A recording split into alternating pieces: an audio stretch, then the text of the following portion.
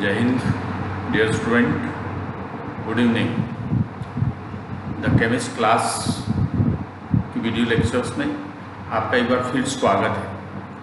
जैसा कि हम पहले वीडियो लेक्चर्स में 11th-12th के डिफरेंट टॉपिक्स को हिंदी इंग्लिश दोनों मीडियम में एक्सप्लेन कर रहे हैं, उसी प्रकार से नेक्स्ट प्रेजेंट टाइम में हम वीडियो एक्सप्लेन कर रहे हैं फ्रस्टी रसायन।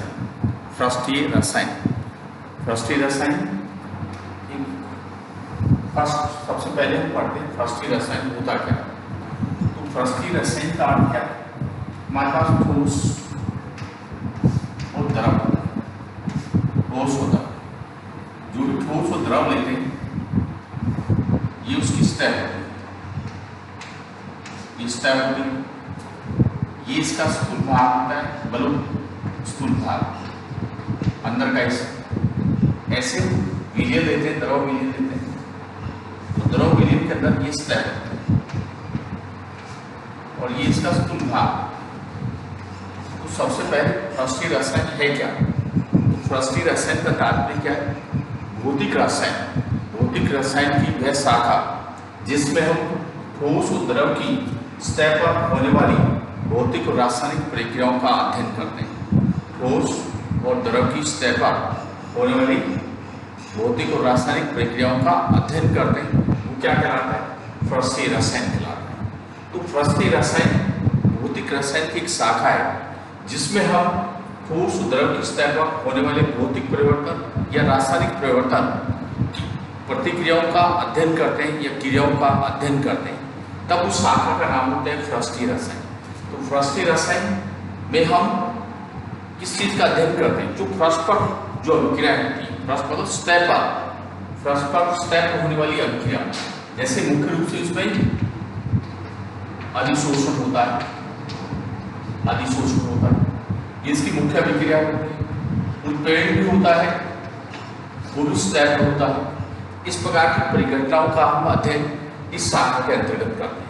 तो सबसे पहले इस शाखा का जो पहला भाग हम पढ़ रहे हैं वो है अधिशोषण।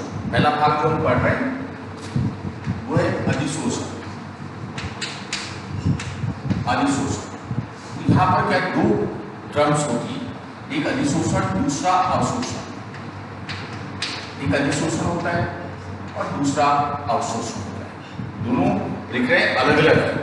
कैसे कि जब हम कोई ठोस पदार्थ लेते हैं, उस ठोस पदार्थ को एक हम विलियन लेते हैं, विलियन या कोई भी पदार्थ लेते हैं जिसमें हमने द्रव विलियन लेते हैं। अब मान लो यहाँ पर गैस या अन्य द्रव पदार्थ के कण इकट्ठे होते हैं। अब मान लो इसमें हमने कॉपर सल्फेट डाला तो इसका रंग नीला हो जाता है। तो यहाँ क्या है देखने की बात ये, यहाँ पर जो पदार्थ इकट्ठा होगा, जैसे हमारे पास टेबल होती है, ये टेबल है, इसमें मिट्टी के कण आ गए, मिट्टी के कण हवा में उड़ते हुए आ गए, ये मिट्टी के कण। तो ये केवल स्टेप रहेंगे, उसके स्थूल भाग में नहीं होंगे। इस प्रक्रिया में क्या है? अधिशोषण वह प्रक्रिया है जिसमें ठोस या द्रव विलीन के कण ठोस पदार्थ की स्टेप पर केंद्रित होते हैं या सांद्रित होते हैं।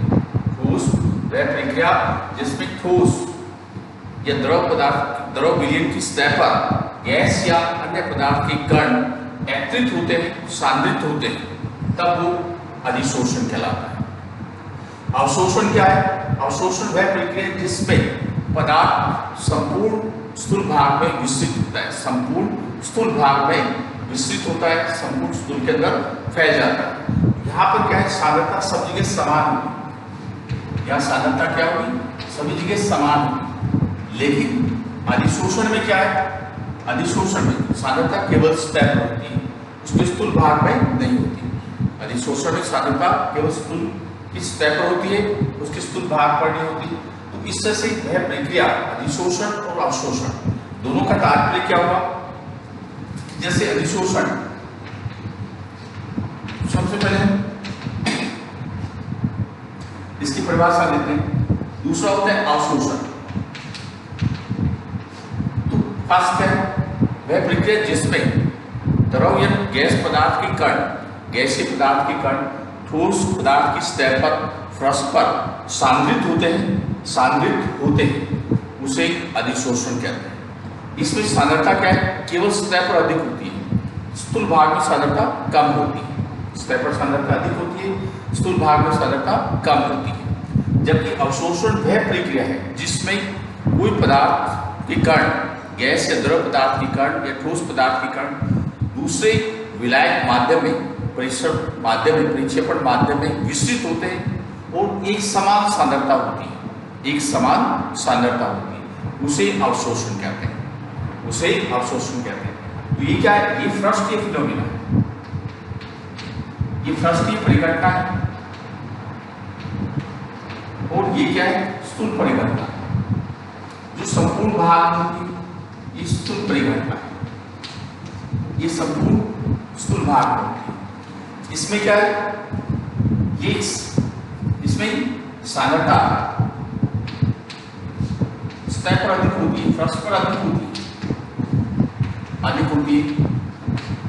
इसमें सांद्रता एक समान होती है, सांद्रता समान होती है, इसमें सांद्रता समान रहती है। इसमें पदार्थ के कण इसकी सतह पर स्थित होते हैं, कुल भाग में सांद्रता नहीं होती। उसमें पदार्थ के कण संपूर्ण स्थूल के अंदर विद्यमान रहते हैं, विस्तृत रहते हैं। अब नेक्स्ट क्या है? अधिशोषण प्रक्रिया प्रारंभ में तीव्र गति से होती है, बाद में साम्यावस्था की ओर अग्रसर होने पर धीमी गति हो जाती है। अधिशोषण प्रक्रिया प्रारंभ में तीव्र गति से होती है और साम्यावस्था प्राप्त करने के दौरान वो धीमी गति से संचरित होती है या दर कम हो जाती है। जबकि अवशोषण एक समान दर से, अवशोषण प्रक्रिया की दर एक समान गति से संचरित होती है। अवशोषण जैसे प्रारंभ में जिस गति से चलेगा उसी गति से अंत तक चलेगा। जबकि अधिशोषण में क्या है?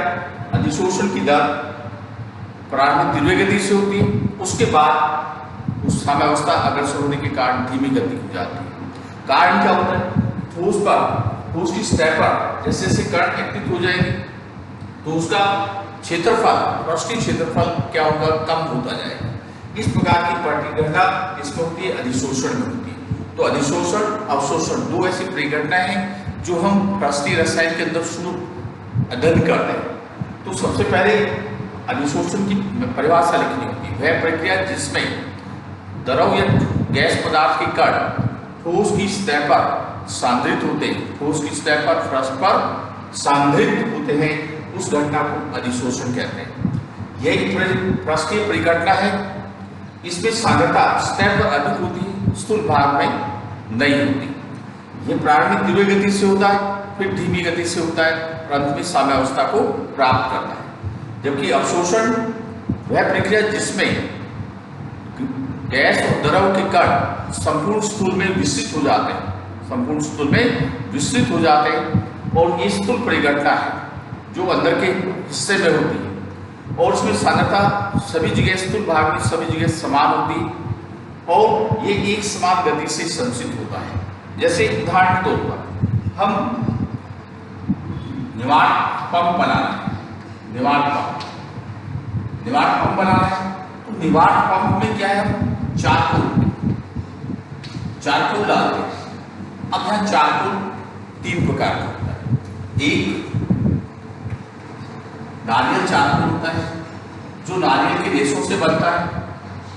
दूसरा जानतो चारकोल होता है जो जंतुओं की हड्डी से प्राप्त होता है। एक सैकड़ी चारकोल होता है, सैकड़ियत चारकोल, ये कार्बन से बनता है। तो तीन प्रकार का हमारे पास चारकोल होता है।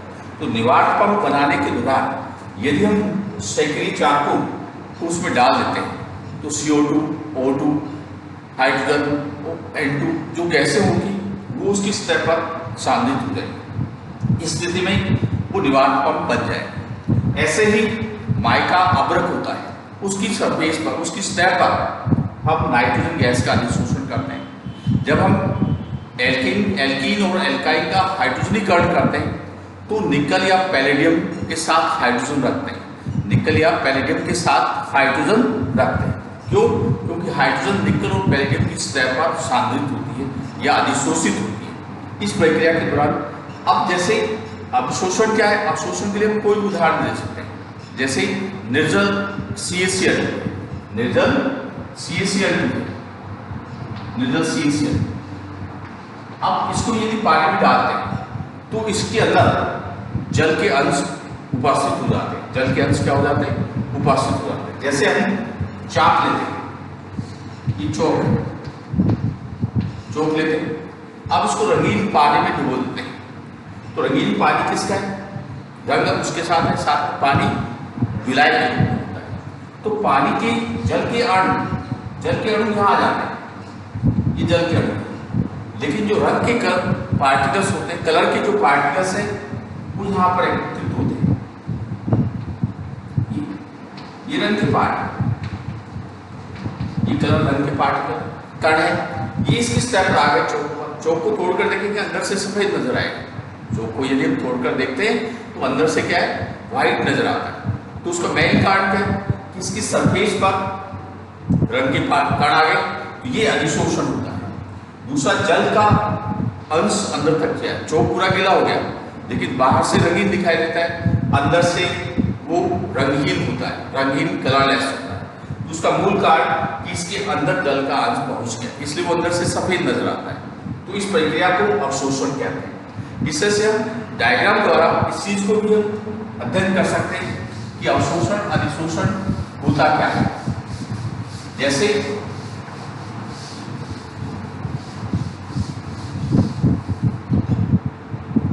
यह हम एक बीकर में पानी लेते हैं, जल लेते हैं, बीकर में जल लेते हैं। एक तरफ हमने सिलिका जेल, इसको रखा, दूसरी तरफ हमने निर्जल कैल्शियम क्लोराइड, ये जल के अणु होते हैं। ये क्या है? जल के अणु है, जल के अणु। तो अब क्या होगा कि जो निर्जल कैल्शियम क्लोराइड है उसके अंदर जल के अंश आ जाएंगे, जल के अंश आ जाएंगे। लेकिन जो सिलिका जेल है उसकी चारों तरफ, उसकी बूंद के चारों तरफ क्या होगा? जल के अंश, ये जल है। तो इसका अर्थ क्या होगा? ये क्या है? अधिशोषण। ये अधिशोषण हुआ।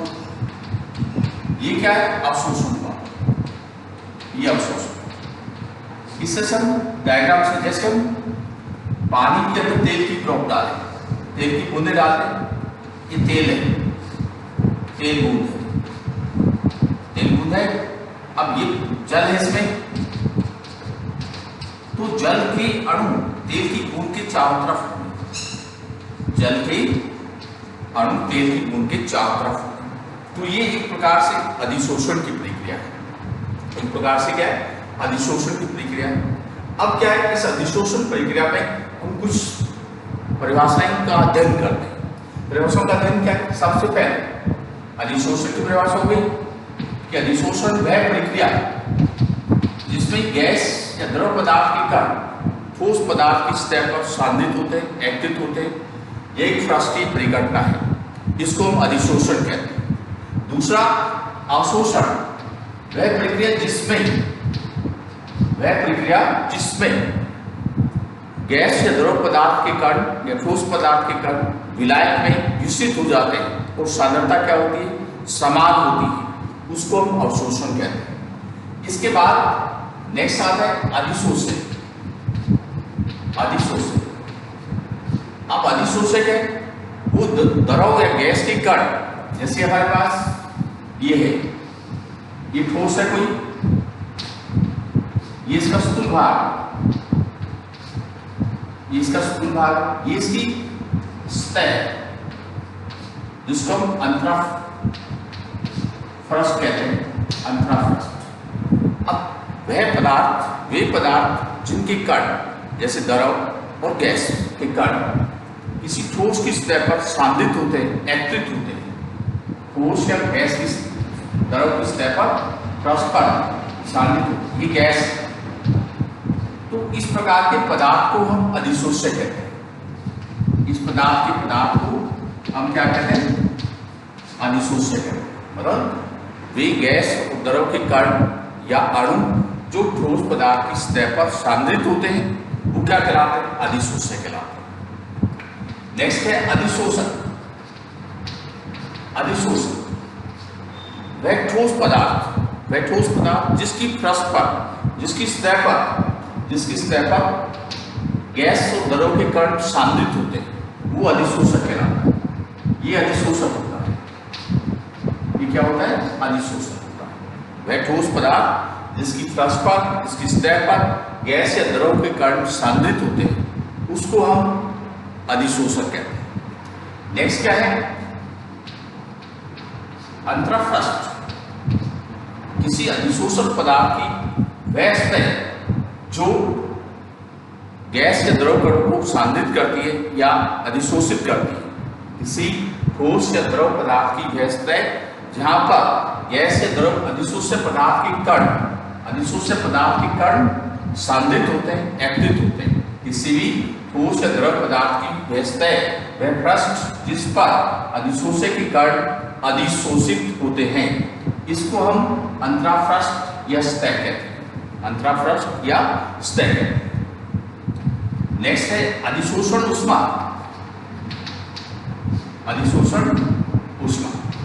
तो अधिशोषण ऊष्मा का तात्पर्य किसी पदार्थ की 1 ग्राम मोल मात्रा को, किसी पदार्थ की 1 ग्राम मोल मात्रा को अधिशोषक की सतह पर एक्टिव करते हैं, सांद्रित करते हैं, तो मुक्त होने वाली ऊष्मा क्या कहलाती है? अधिशोषण ऊष्मा कहलाती है। किसी ठोस पदार्थ की सतह पर, पृष्ठ पर 1 ग्राम मोल गैस को अधिशोषित होने के दौरान मुक्त होने वाली ऊष्मा की मात्रा अधिशोषण ऊष्मा कहलाती है। जब 1 ग्राम मोल गैस या द्रव पदार्थ की मात्रा को ठोस की अधिशोषक की सतह पर अधिशोषित करने के दौरान मुक्त होने वाली ऊष्मा की मात्रा क्या कहलाती है? अधिशोषण ऊष्मा कहलाती है। नेक्स्ट क्या है? नेक्स्ट विशोषण। नेक्स्ट क्या होगा? विशोषण। वह प्रक्रिया जिसमें अधिशोषक की सतह पर एक्टिव अधिशोषक को हटाया जाता है। वह प्रक्रिया जिसमें हम अधिशोषक की सतह पर उपस्थित पदार्थ को हटाया जाता है, गैस अणु को हटाया जाता है, वह प्रक्रिया क्या कहलाती है? विशोषण कहलाती है। जैसे हमारे पास टेबल होती है, टेबल पर मिट्टी के कण आ गए, यदि हम फर्श पर बैठे, फर्श पर मिट्टी के कण तो हम उसको झाड़ू से इनसे साफ कर सकते हैं। तो किसी चीज पे, कोई भी चीज पे, कागज पे, वस्त्र पे कोई चीज गिर गई, उसको हम अपने हाथ से साफ करते हैं। तो वो प्रक्रिया क्या है कि हम किसी भी पदार्थ की सतह पर उपस्थित पदार्थ को हटाएंगे, वो हटाए जाने वाली प्रक्रिया क्या कहलाती है? विशोषण कहलाती है। एक नेक्स्ट होता है शोषण। शोषण का तात्पर्य कि वह प्रक्रिया जिसमें अधिशोषण और अवशोषण दोनों साथ साथ होते हैं। अधिशोषण और अवशोषण दोनों क्या होते हैं? साथ साथ होते हैं। अधिशोषण अवशोषण दोनों साथ साथ होते हैं, उसको विशोषण कहते हैं। इसको क्या कहते हैं? शोषण। शोषण का मतलब वह प्रक्रिया जिसमें अधिशोषण और अवशोषण दोनों साथ साथ होते हैं। जैसे उदाहरण के तौर पर हम कपड़ों को रंगते हैं, कपड़ों की रंगाई करते हैं, तो कपड़ों की रंगाई के दौरान रंजक जो होते हैं, जो रंग देने वाले कण होते हैं, रंजक के कण पहले कपड़े के रेशों पर, सतह पर अधिशोषित होते हैं, उसके बाद वो अंदर की तरफ जाते हैं, फिर उनका अवशोषण होता है। मतलब जब भी हम कपड़ों की रंगाई का कार्य करते हैं तो रंजक के कण पहले अधिशोषित होते हैं रेशों पर, उसके बाद फिर वो अवशोषित होते हैं। ये वो प्रक्रिया होती है। जैसे पहले हम हाइड्रोजन गैस को निकल धातु पर अधिशोषित करते हैं, फिर वो अधिशोषण के बाद फिर वो अवशोषित होती है। पहले अधिशोषण होता है, फिर अवशोषण होता है। तो वो प्रक्रिया क्या कहलाती है? शोषण कहलाएगी। शोषण का तात्पर्य क्या है? वह प्रक्रिया जिसमें अधिशोषण और अवशोषण दोनों साथ साथ होते हैं, उसको हम शोषण कहते हैं। नेक्स्ट क्या है? सक्रिय केंद्र। सक्रिय केंद्र तो अधिशोषक पदार्थ की जो सतह होती है, पृष्ठ होती है, उस पृष्ठ पर मुक्त संयोजकताएं होती है। मुक्त संयोजकताएं होती है, वो मुक्त संयोजकताएं क्या कहलाती है? सक्रिय केंद्र कहलाती है। इसी अधिशोषण की परस्पर सतह पर जो मुक्त संस्थाएं होती हैं, खाली जो संस्थाएं होती हैं जहाँ पर अधिशोषित पदार्थ के कण एक्टिव होते हैं या सांद्रित होते हैं, उसको हम सक्रिय केंद्र कहते हैं। उसको हम क्या कहते हैं? सक्रिय केंद्र कहते हैं। नेक्स्ट है धनात्मक अधिशोषण। धनात्मक अधिशोषण नेक्स्ट क्या है? धनात्मक अधिशोषण। तो धनात्मक अधिशोषण वह प्रक्रिया है जिसमें अधिशोषक की सतह पर अधिशोषक की अधिक मात्रा अधिशोषित होती है। अधिशोषक या ठोस की सतह पर अधिक मात्रा में अधिशोषित पदार्थ एक्टिव होता है, वो धनात्मक अधिशोषण कहलाता है। धनात्मक अधिशोषण का तात्पर्य वह प्रक्रिया जिसमें ठोस या अधिशोषक की सतह पर परस्पर अधिशोषित पदार्थ की मात्रा अधिक होती है या उसकी सांद्रता अधिक होती है, तब उसको हम क्या कहते हैं? धनात्मक अधिशोषण कहते हैं। नेक्स्ट केस में ऋणात्मक अधिशोषण। ऋणात्मक अधिशोषण ऋणात्मक अधिशोषण वह प्रक्रिया जिसमें ठोस या अधिशोषक की सतह या परस्पर अधिशोषित पदार्थ के कण या सांद्रता कम होती है, कम एक्टिव होते हैं, कम सांद्रित होते हैं या कम अधिशोषित होते हैं, तो वो प्रक्रिया ऋणात्मक अधिशोषण कहलाती है। सारांश का अर्थ ये कि धनात्मक अधिशोषण का अर्थ है कि जो अधिशोषण प्रक्रिया होगी उसमें ठोस की सतह पर अधिशोषित पदार्थ के कण अधिक मात्रा में सांद्रित होंगे, इकट्ठे होंगे, तब उसको धनात्मक कहते हैं। यदि वो सांद्रित पदार्थ की मात्रा कम है तब उसको हम ऋणात्मक अधिशोषण कहते हैं। एक में धनात्मक अधिशोषण, दूसरा ऋणात्मक अधिशोषण। तो क्यों धनात्मक? इसलिए कि सांद्रता अधिक हो गई, ठोस की सतह पर सांद्रता अधिक हो रही है। ऋणात्मक इसलिए कि ठोस की सतह पर सांद्रता क्या है? कम होती है। कम होने के कारण उसको हम क्या कहते हैं? ऋणात्मक अधिशोषण। दूसरे को कहते हैं धनात्मक अधिशोषण। इससे से हम अधिशोषण और अवशोषण दोनों प्रक्रियाएं होती हैं। अधिशोषण में केवल पदार्थ ठोस की सतह पर ही एक्टिव होगा, जबकि अवशोषण में पूरे संपूर्ण स्थूल भाग में, पूरी बॉडी के अंदर स्थूल भाग है, इसके अंदर पूरे के अंदर कण उपस्थित रहेंगे। यह अवशोषण होता है। अब इसके बहुत सारे उदाहरण हो सकते हैं दोनों के। हम दैनिक जीवन में ऐसे बहुत सारे उदाहरण पढ़ते हैं कि जैसे कच्ची शर्करा होती है, जिस गन्ने के रस से हम चीनी बनाते हैं। गन्ने के रस से क्या बनाते हैं? हम चीनी बनाते हैं। गन्ने के रस से चीनी बनाते हैं। तो चीनी का जलीय विलयन लेते हैं। चीनी का जलीय विलयन लेकर उसकी विभिन्न चारकोल की विभिन्न परतों पर से हम उसको गुजारते हैं। मतलब पहले हम चारकोल के अलग अलग पार्ट बनाएंगे, उस पार्ट के ऊपर से ये पार्ट बनाएंगे कि चारकोल। तो एप्रिकस जो शर्करा होती है उसका मतलब है गन्ने के रस का कच्चा जलीय विलयन होता है। इस जलीय विलयन को हम एनिमल चारकोल, जंतु चारकोल, इसकी विभिन्न परतों से गुजारते हैं।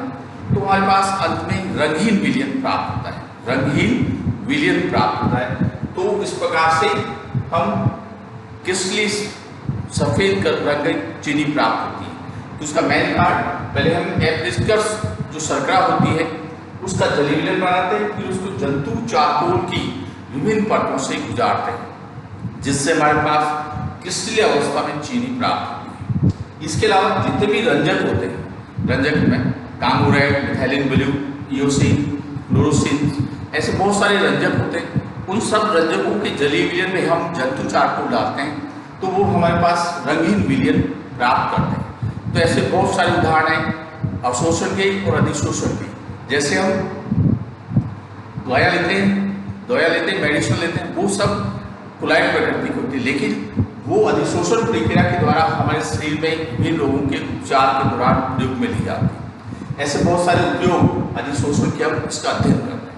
अब इसका नेक्स्ट पार्ट क्या है कि अधिशोषण होता क्यों है? अधिशोषण होता क्यों है? अधिशोषण होता क्यों है? किस कारण से होता है? इस बात को समझने के लिए हम क्या करते हैं? किसी भी ठोस पदार्थ को लेते हैं, अधिशोषक को लेते हैं। हम अधिशोषक को लेते हैं। ये हमारे पास अधिशोषक है, ये अधिशोषक है, ये इसकी अंतराफ्रास्ट है। अब इस फ्रास्ट पर यहाँ इसके कण होते हैं। ये अधिशोषण है, ये अधिशोषण हुआ, ये इसका स्थूल भाग, स्थूल भाग, ये स्थूल भाग। अब इसमें दो प्रकार के कण कौन से? एक तो फ्रस्पर हो गया, ये फ्रस्टियन हो, फ्रस्टियन। दूसरा इसके स्थूल भाग में ये अणु होता है, ये स्थूल अणु है जो इसके स्थूल भाग में होता है, गलत पार्ट में। अब इसमें जो अणु है या जो परमाणु है, कण है, जिसके चारों तरफ जो कण होते हैं उनसे आकर्षित होता है समान रूप से, ये समान रूप से आकर्षित है। तो यहां पर आकर्षण बल संतुलित हो गए, ये आकर्षण बल क्या हो गया? संतुलित हो गया।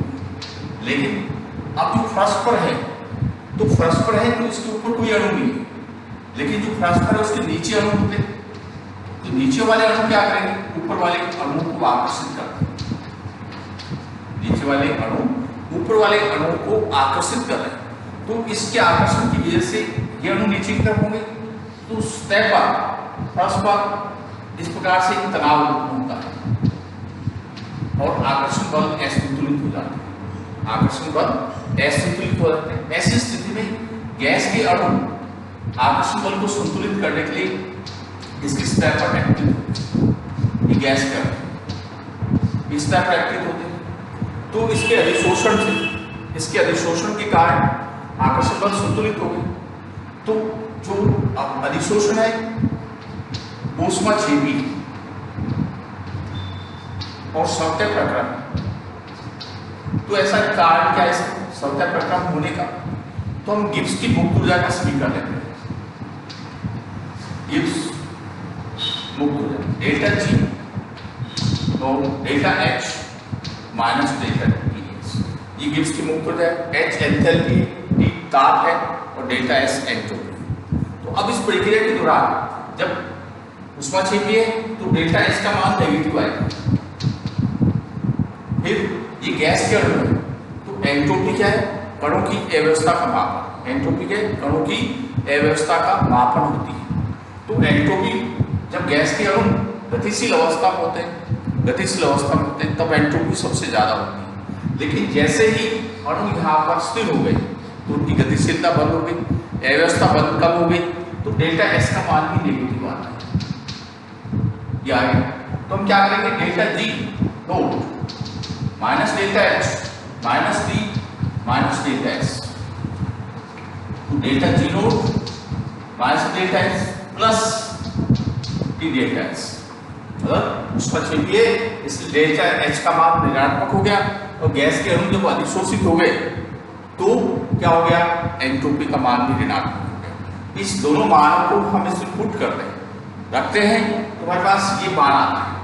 अब मान लो डेल्टा एच का मान टी डेल्टा एस इससे अधिक होता है, डेल्टा एच का, तो डेल्टा जी का मान क्या है?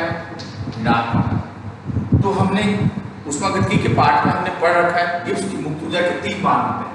गिब्स की मुक्त ऊर्जा के कितने मान होते हैं? 3 मान होते हैं। एक डेल्टा जी नोट 0 होता है, प्लस होता है और माइनस होता है। जब 0 है तो अभिक्रिया क्या है? साम्य अवस्था में। अभिक्रिया क्या है? साम्य अवस्था में। धनात्मक है तो प्रक्रम या प्रक्रिया असवतः होगी, धनात्मक है तो प्रक्रम या प्रक्रिया क्या होगी? असवतः होगी। और ऋणात्मक होता है तब सवतः होगी। तो यह डेल्टा जी का मान क्या आ रहा है? ऋणात्मक आ रहा है। तो डेल्टा जी का मान जब भी ऋणात्मक आएगा तो अभिक्रियाएं सवतः होती है। इसलिए अधिशोषण की जो प्रक्रिया है वो ऊष्माक्षेपी और सवतः प्रक्रम है। क्यों? क्योंकि डेल्टा जी गिब्स की मुक्त ऊर्जा का मान ऋणात्मक प्राप्त होता है। जब तक वो साम्यावस्था प्राप्त होगी तो इन दोनों का मान बराबर हो जाएगा। इन दोनों का मान क्या हो जाएगा? बराबर हो जाएगा। ऐसी स्थिति में उसको हम साम्यावस्था ही कहेंगे, जहां पर अधिशोषण की प्रक्रिया स्थिर हो जाएगी। तो इससे से हम अधिशोषण, फर्स्ट रसायन का पहला भाग था, अधिशोषण क्या है, अवशोषण क्या है, उस सब के उसकी अलग अलग परिभाषाएं क्या है, विशोषण, शोषण, इससे से हम इसका अध्ययन करते हैं। ये इंट्रोडक्शन का अधिशोषण का किस प्रकार से हम इसकी स्टडी करते हैं। Good bye.